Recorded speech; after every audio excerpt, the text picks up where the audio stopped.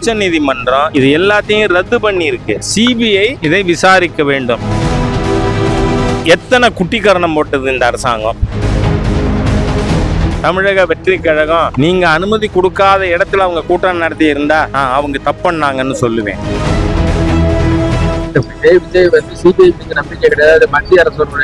நான் என்ன சொல்றேன், நான் உச்ச நீதிமன்றம் சொன்னதை பற்றி மாத்திரமே பேச விரும்புகிறேன்.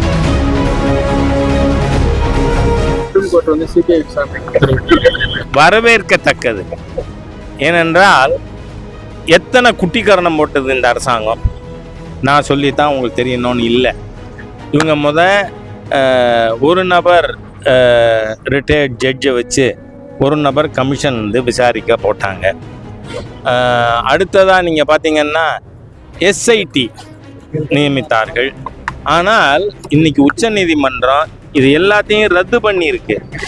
ரத்து பண்ணது மட்டும் இல்லை, சிபிஐ இதை விசாரிக்க வேண்டும். அதுக்கு ஒரு நீதிபதி அதை மேற்பார்வையிடுவார் அப்படிங்கிற விஷயத்தையும் சொல்லியிருக்கு. என்னோட ஃபஸ்ட்டு இன்னும் ஏதேனும் சிறு துளியேனும் நாகரீகம் நியாய உணர்வு முதலமைச்சருக்கு இருக்குமானால் first you suspend the SP of Karur.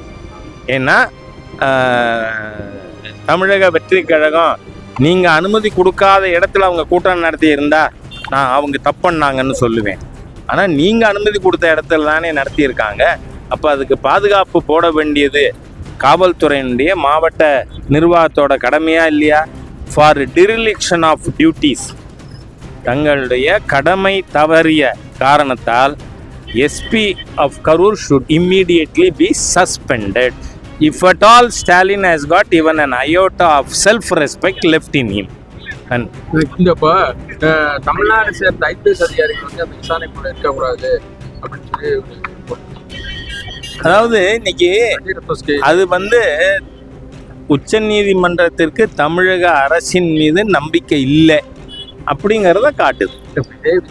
CBI நம்பிக்கை கிடையாது, மத்திய அரசுடைய. நான் என்ன சொல்றேன், நான் உச்ச நீதிமன்றம் சொன்னதை பற்றி மாத்திரமே பேச விரும்புகிறேன்.